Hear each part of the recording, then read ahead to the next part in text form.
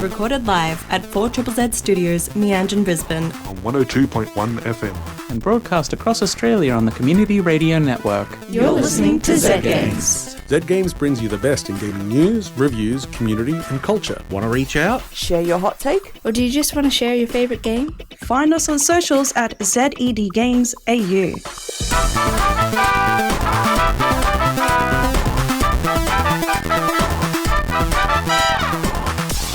Hello everybody, how are you doing today, dear listener? We are joined in the studio by usual co-host, Hazel. Hello. But also some very special guests. On my left, we've got... Joy. A.K.A. Oh, no. A.K.A. Mythical Water. Yes, awesome local game developer working on Isle of Bees, among other things. Lost Bees. Isle of Lost Bees, Yes. among other things. They don't know where they are. They're very lost. As am I. How did I get here? We'll find them eventually. Next to you, you've got... Rio Raballo. I am a blogger for Qualbert.com. You might have also heard Rio earlier in the Zed Games history. Very awesome journalist here in Brisbane. And finally, on my right, behind the monitor, hello. Hello. I'm Alex, game developer, working on a game called Late Escape, which is like a 3D retro platformer with a big kind of focus on speedrunning and stuff. So, yeah. Yeah, it's a bit of an indie dev takeover today for Zed Games, and that's for a very special reason. It was Frosty Games Fest last week, which, if you don't know, is a local... Oh, sorry, it is a games showcase that is part of a global showcase called the Summer Games Fest, highlighting all the cool, hottest games from around the world. And the Frosty one specializes specifically in Australian and New Zealand games. We're very lucky to be joined in the studio by some developers featured in the showcase, as well as a very opinionated journalist. Complimentary. Red to fill. How are we all doing today? My question to you, Joy, what is the ideal video game? The ideal video game is one that looks good. One that's pretty. From an artist, really? Yeah, I guess to give a more proper intro than help, I'm lost. I'm an animator and an illustrator, so yeah, I care possibly a bit too much about how a game looks. A lot of really visually beautiful games in this Frosty Fest. It's exciting to see, so many just talented illustrators, animators, my people. Yeah, someone's got to do it. Ria, what is the perfect game? Perfect game is one that knows where to place its vocative commas. That is very important in a game, and I notice it when it's not there. But there were a lot of very narrative-focused games, and I'm very, very excited for seeing more of them come out and reading lovely text. Yeah. What about you, Alex? What is the perfect video game? I think any game that successfully gets all its components in sync with each other, like the music, the art, and the game design, they all work in a way that complements, rather than sort of anything being oh, this is just very pretty but there's no story. It's having that story that really ties into the game design really well, and having when it all just comes together, that's when into one experience. Yeah, whenever that experience is, there's 100 ways to do it right, but it's just when it all comes together. Yeah. Do you have a perfect video game? The perfect video game is one where you can go very, very fast. Oh, well, what about you? I like games. I like the ones that you can play. I mean, I do. I think I like games, like you're saying, Alex, games in which it feels really good to play. But also, I'm coming from film, especially. I really care about story, and I really care about having something to say. I think the perfect video game is one that has something to say, and I think that applies to all genres. What if it says something bad? Then we will move on to the next. Speaking of bad, we've got some news that we need to get through before we can talk about all of the awesome games that we have.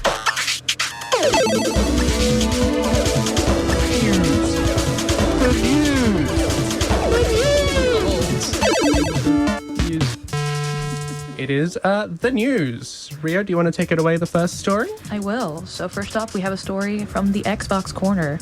Head of Xbox Game Studios, Craig Duncan, and Chief of Staff, Louise O'Connor, have stepped down after many years working there with no reason given. Recently, Xbox boss Asha Sharma has warned that there were plans to, quote, reset the business after losing billions in revenue.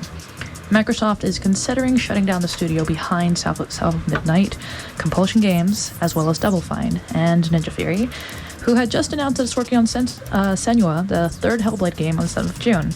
Reportedly, the studios had a chance to buy back their independence. Yeah. This is... It's a bummer. It's such a bummer, especially because, like, the charm offensive they've been taking. Asha Sharma just obviously stepped into office 100 days ago, and a lot of the story around the last couple of months has been, Asha's actually maybe turning things around. You know, they've been very personable, they've been very open about, like, look, something's got to change, something's got to give, we have to do something different. And turns out doing something different is doing the exact same thing, which is a bit unfortunate. It's a shame that it's a continued thing of, like, whoever a game studio performs well or performs badly, they still get shuttered anyway for stupid reasons. Yeah, we'll never forget about if you look them at them shutting. Funny. Laid off. Laid off. Yeah, I mean, we'll never let them step down the fact that they shut down the rhythm. I just lost it. Tango Gameworks, which was very upsetting. But hopefully they get to keep their jobs elsewhere. Next story, Joy, do you want to take it away? I shall. So, this is a brighter note. Another 12 indie games developed within Queensland have received funding from Screen Queensland's Games Grants, which has invested $4.3 million into the indie sector since being introduced in 2022. The Minister for the Arts, John Paul Langbroek, says, quote, digital games are a big business, and our ongoing funding through Screen Queensland is ensuring that local game studios have a strong foundation for success in an international market worth more than $2.6 billion annually, end quote. Damn. Some of the games on the list include Codename Wendell by Fuzzy Ghost, which are obviously all of these are local given that they're Screen Queensland. Moonbrella by Jet Williams stands out to me on the list. Really cool Metroidvania where it's like Bennett Foddy basically, but you're playing as a little robot. On the Hearth by Elgrim Games. It's like very much a story-driven game. You're playing as a witch's apprentice and your witch goes missing, so you have to kind of go from scratch. We've got Slumbering Woods by Chunky Quail. We've got plenty more. Any of them stand out to you as well? Can I? Me. Yeah. I am a big fan of One More Trail by The Rat Shed. I'm so excited. Oh, I love cowboys. Love cow. I believe that one, and I think at least two others that we've got on the list there were at our recent Indie Dev Nights. Yeah. That's correct. Very strong local game scene. And again, in contrast to the Xbox news, the small independent teams can do it. Take that. Do we want to do the next story? Yes. So up next, we also have Don't Nod. The developers behind Life is Strange have reported that they only have 5 months of capital remaining and that their primary shareholder, Tencent, won't contribute further short-term financing. Don't Nod is looking into additional funding, assigning staff to subcontracting work, or launching their unannounced game ahead of schedule.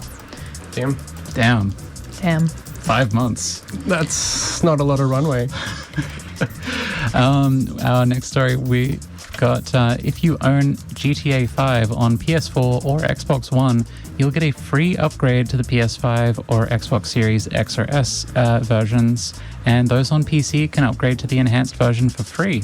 It seems like it should have already happened like 10 years ago. It's kind of been a while. Yeah, it's interesting. Like, it's the same year because GTA 6 is coming out very soon. So well, allegedly. Maybe, yeah. It's looking like it. I scarcely believe it. And they've only just finished GTA 5.5, I guess. Yeah. Do you want to take the next story, Alex? Yeah, this might make some Sonic fans very happy. For the 35th anniversary of Sonic the Hedgehog, Sega has unveiled a life-size statue of the Hedgehog. The life-size, which is... I don't know how big that actually is. Is that like the size of a person or is it the size of a hedgehog? 4 feet? That is... it's complete with a Chaos Emerald in his torso. The emerald contains synthetic DNA created by trans seeds. I don't know what that means, but that sounds really cool. Sounds kind of scary. Yeah, this is the plot of like a horror sci-fi movie kind of launching with I don't like where this is going. They had previously recreated Resident Evil's T-Virus, which did not contain any actual viruses. Yeah. Their next project, the Torment Nexus, is... Like, how big do you guys think a life-size Sonic would be? Like, what? Big enough to fit in my arms so I can hold him. Gotta hug fast. Well, this one doesn't look very cuddly from the photos, so I think you might be disappointed there. Well, in the next week, there's a couple games coming out. Hazel? Upcoming games on the 18th of June, we've got The Adventures of Elliot, The Millennium Tales, coming to PS5, Nintendo Switch 2, Xbox, and PC. On the 23rd of June, we've got Destroy All Humans coming to Nintendo Switch 2, which I'm just going to remind everybody was made in Brisbane a long, long time ago. Deer and Boy coming to PC, Devil May Cry 5, Devil Hunter Edition coming to Nintendo Switch 2, and on the 24th of June, we've got Deltarune Chapter 2. Well, chapter 5? I don't know. It's chapter 5. I don't know why it's we not have chapter 2 on the list, but it's there. Deltarune and chapter. that is coming to PS5, Nintendo Switch 1 and 2, and PC. And we've also got Impulse coming to PC, PS5, and Xbox Series X. And that's all this week in gaming news.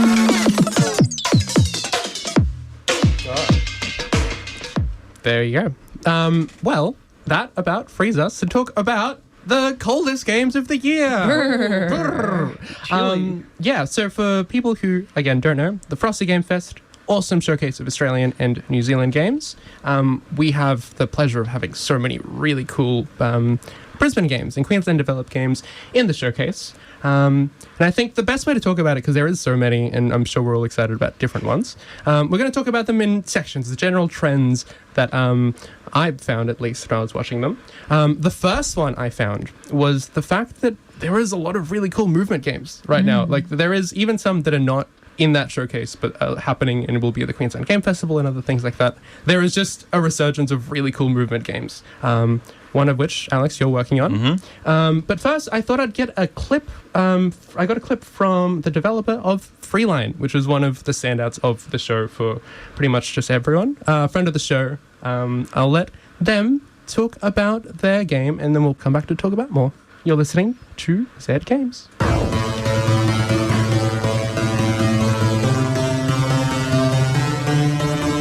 Hey, I'm Piers. I'm the solo developer behind Freeline, an expressive speedrunning platformer where you'll have to run along the rooftops to take down big tech and save parkour. As a cat living in the Sunshine District, you're used to constant surveillance. Security cameras track your every move at street level, so freerunners take to the rooftops to avoid being watched. The government is cracking down though, so you'll have to prove yourself as the fastest freerunner and find a way to take them down. Freeline is kind of a dream game of mine. I really love the idea of parkour, the idea that these urban landscapes, with paths we're told to walk on and fences we're told not to pass, can turn into awesome obstacle courses if we just rethink the way we move our bodies. Freeline is designed to capture that spirit, and you're even encouraged to break out of the levels themselves, anything for a record time. Anyway, Freeline has just been publicly announced. I'm so excited to be bringing this game to life. If you'd like to know more, you can add it to your wishlist by going to parkourcat.com. And that was Freeline. How did you guys feel about Freeline? Because everyone here has pretty strong thoughts on the game. It's pretty great. I think I remember the first time seeing Freeline when I brought my own game to Squiggly River, and Piers was there, and they brought Freeline, and I just remember thinking, oh, here's my mortal enemy. We're kind of, I guess, both, in a rush to get our games out and see who gets called the copycat. I think we very much have when Armageddon sort of released alongside Deep Impact. I kind of feel like that's how I feel about Freeline. Well, surely you guys should do a Steam bundle together or something. Maybe we will. Maybe do some crossovers. Yeah. As well, you're going to the games residency with Piers as well, right? Piers is lovely, very knowledgeable about shaders. It's great having so many different skill sets in the office. Piers is definitely one of those just beacons of knowledge. Yeah, honestly, I am. I've been adjacent to Piers for a long time, and just having someone on hand, we were working on a shader for Key Fairy, I think it was, and it was I was trying to figure this out, and I don't know anything about them, and I was like, hey Piers, could you give me a help with this? And he was like, don't worry, I'll just came in, just did it all in 30 seconds, did it 3 different ways, be like, oh, this or this or this. Yes, it's very cool to have such talented and a supportive scene. Yeah, they're very much a whiz with that kind of stuff. I'm very constantly impressed. I wish they were bad at something. Yeah, they said they've been working on that game for like since high school at least. So yeah, it's been definitely cooking for a while. slow time coming. Another game that they told me they were very excited about was Slayblade. So I was a Beyblade kid. Do we have any other Beyblade kids in the house? Dabbled. Yeah. Slayblade is a roguelite about battling Beyblades. Probably have to call that legally distinct Beyblades. I do have to wonder if it's legally distinct enough. You have to build your battle top and become king of the streets. So it's all about like collecting parts, building like your ultimate Beyblade build and destroying everybody else, and it's all like Y2K aesthetics, incredible music, and I'm just look at some of the art there. It looks great. There's some good looking art. You should look at the Steam page. You should look at the Steam page. It's cool. I need this in my life. I mean, I didn't grow up with Beyblades, but I've attended a couple. There's actually a really strong Beyblade scene here in Brisbane. Like there is there are some tournaments that are hosted at local places that get membership of upwards of like 50 people showing up every month. And talking to them, the thing that they love about Beyblades is the tactility of it. You know, the clashing of the metal, and that's something that's like really, it's hard to come off in a game, but like I'm surprised it isn't done more. So like I don't know, I'm excited to see. Well, I think it is the right team behind it. The development studio is Henry's House, which is Rob Gross and Oscar Britton. Oscar Britton you might know from Desert Child, a previous project. They also more recently have done a game called Cardboard Kings, which is a card shop simulator. We are talking about the Frosty Games Festival, a showcase and celebration of Australian games, which, talking about the movement kind of games, we've talked about combat, we've talked about running around, now the arch nemesis of Freeline. Alex, would you care to tell me a little bit more about your game? Yeah, Later Skater, it is very much kind of in the same vein as Freeline with, maybe less polished. It's 3D platformer, and it's like got a retro 90s sort of aesthetic. And I think like a big part of the game is sort of this sort of speedrun focus that I'm going for, making it a game that, like as a design principle, I wanted to make players feel like they're a speedrunner and approach like a speedrunner. It's like speedrunning for casuals is kind of what I call it. Speedrunning for casuals. Yeah, I guess where does that particular... obviously the game is about like the speed and all that kind of stuff. What are some of the touching points that you've been leaning on when making this game? Like what are the games that you hold dear as like fast speedrunning games? I mean, I guess the interesting is it's not like I'm necessarily following sort of any other speed games as much as it's sort of, I think I've tried to make a game that feels like Crash Bandicoot on rollerblades, but like it's faster, and it's like I want to have like the vibe of a lot of old 3D platformers like Mario 64, because like the whole concept of the game is that you go back and you play levels again to like get your time lower, and then the time that you save every time you finish a level, you use it to unlock new levels. So it kind of works like Peach's Castle. So I think it's more of like that, of just trying to make a 3D platformer that is very much geared around like I guess imagining if you were a speedrunner of like Crash Bandicoot or Mario 64, what is a game that makes you feel like you are that person? Yeah, well, the games that you've referenced now are obviously like older, like N64 kind of titles, and your game really much taps into it with its visual style. It's neon drenched. Even like the main mechanic of like when you make a mistake or you die, you can rewind, right? Yeah. Like it's almost like rewinding a tape. Yeah. I guess where did that aesthetic come from? Is it like, are you tapping into your nostalgia, or are you paying homage to like cartoons? What is exactly the... Yeah, definitely I think it's my own nostalgia of just like Crash Bandicoot 3 is like my first like loved video game, so I'm just like trying to hammer into that, what it felt to play like back then. So going for that sort of old retro sort of 5th generation aesthetic, and also just a lot of the reason is that making that decision to kind of lean into that aesthetic makes the art easy for me to do. As someone who's not necessarily a professional artist, I don't have to like render things well. I can kind of lean into the jank, and it kind of is intentional. Yes. You know, and still looks kind of cool. No, it looks really cool. I think that it's definitely one of the most, like, you've been everywhere. You've been to PAX, you've been to the Queensland Games Festival, or the Indie Dev Nights, multiple of them at this point. So just one of them, I think. Oh, well, but yes. You're there all the everything time. else, yeah. And I can say that, it's definitely one of the most anticipated games from Brisbane, so. Oh no! Oh god, really? No, I don't think so. There's got to be it. Maybe. Very anticipated for me, having played it very poorly on stage last year. I'm excited to do a better job when it's actually out. Yeah. Maybe you can be one of the speedrunners, which I've already got a few people doing more speedruns of it. So. Ooh. Beautiful. Well, we just finished talking about all of the quick action, explosive, momentum-based games. But I wanted to do a slightly tender note. Talk about the games that touch us from, like, appealing stories and, like, cool visual art styles and stuff like that.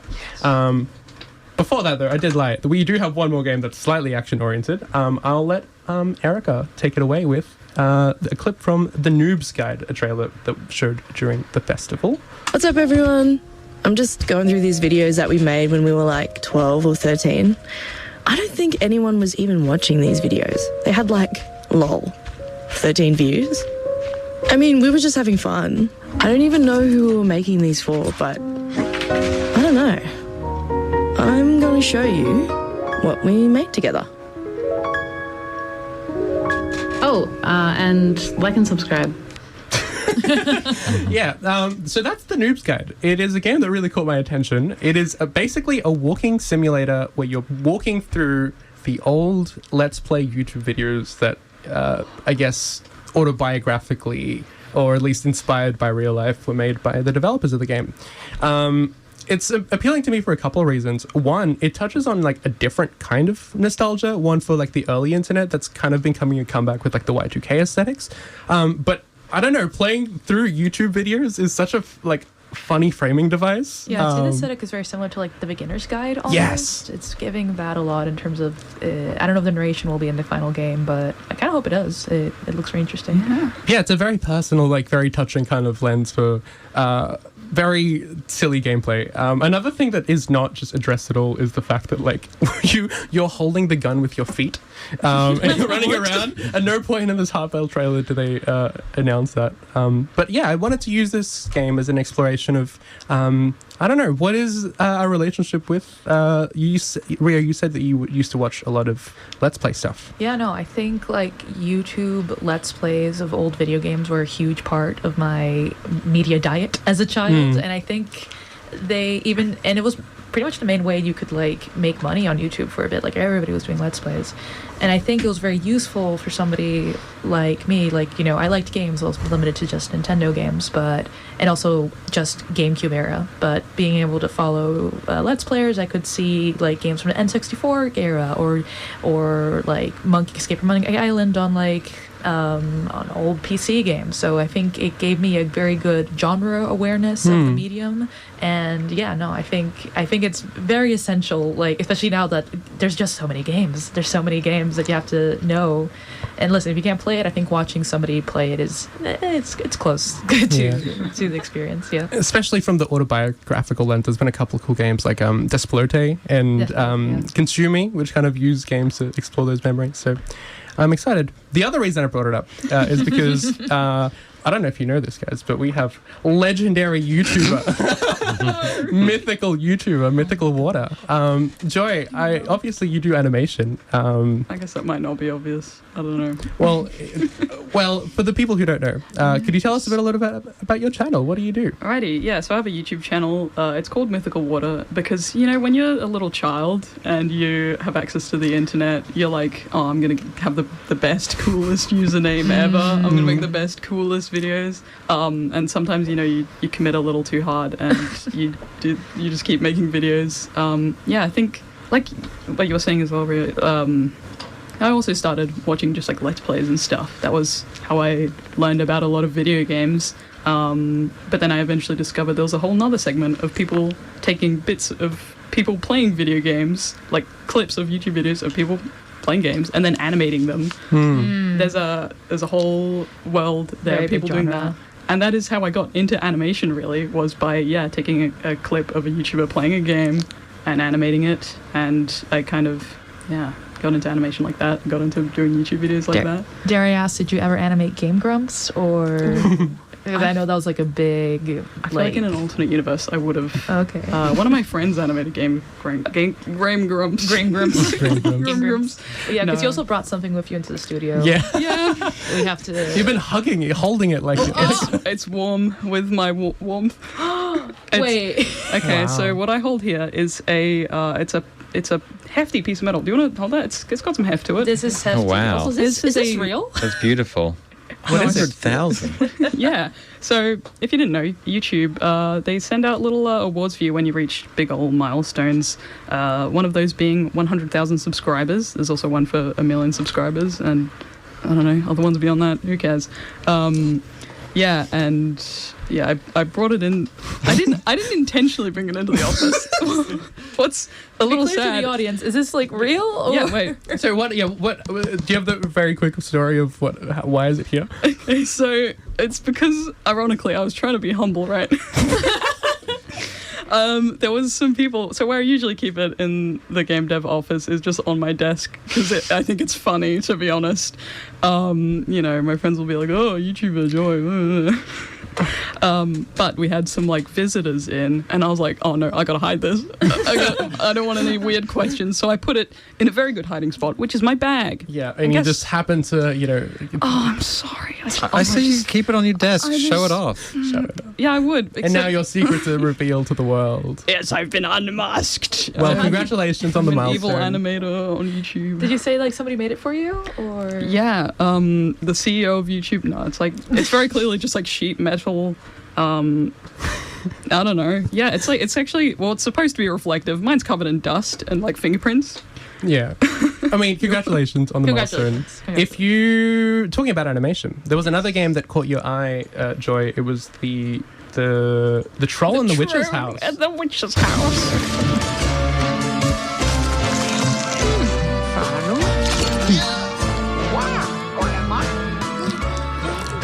Do you want to tell me a little bit more about what stood out to this game to you? Oh, the fact that it's got stunning animation, maybe. It looks very distinctly like a little bit Newgrounds inspired animation. It's got that thick line art, very expressive characters. It just looks so fun. Yeah, I think between that and a couple of the other games like Lone Pine and Edwin Erstwhile, which also was showed off, which is how would you describe the game? It kind of has art style, kind of like a gothic, pencil-y, black and white. Not Slay the Spire, Kill the Princess, what's it called? Slay the Princess, sorry, style, and it seems to be kind of like an Ace Attorney-ish investigation, visual novel elements, detective game. I was very intrigued when I saw that trailer, for sure. Yeah, it's especially something that's funny is the resurgence, seemingly, of point-and-click adventures and mystery detective games, which is I have an interesting relationship with it because I think most people kind of are weary of those kinds of games because they're a bit slower, they're a little bit less immediate. But I think that having sick-ass animation and a cool, compelling hook with its music and everything is quite compelling. Totally. Well, the other game that was stood out from the showcase was the one that opened the showcase. Speaking of puzzle games, do you want to tell me a little bit more about Janet DeMornay, Rio? I will. Janet DeMornay is a slumlord and a witch by Fuzzy Ghost. I played a demo last night and I was really, really stunned. Basically the premise is, what if you're in the haunted house, but the haunted house is a shit rental and your landlord is evil? Seems to be the vibe. And I was getting, besides the fact that I was getting a little bit spooked at the start, I was feeling some heebie-jeebies. But I extremely funny, very self-aware. I think I described it online as it's like point-and-click humor without being a point-and-click, because very self-aware. It's kind of like a mouthwashing-esque horror walking simulator with some puzzles, and it's still also, it's so Australian, I think, is also the main thing. Like, just the way that people talk to each other. They have that upward lilt Australians have. I'm also Don't know what Australian, you're talking about. Yeah. I'm also Australian, by the way. I just talk like this. It's like, oh, wow, if only I could talk like that.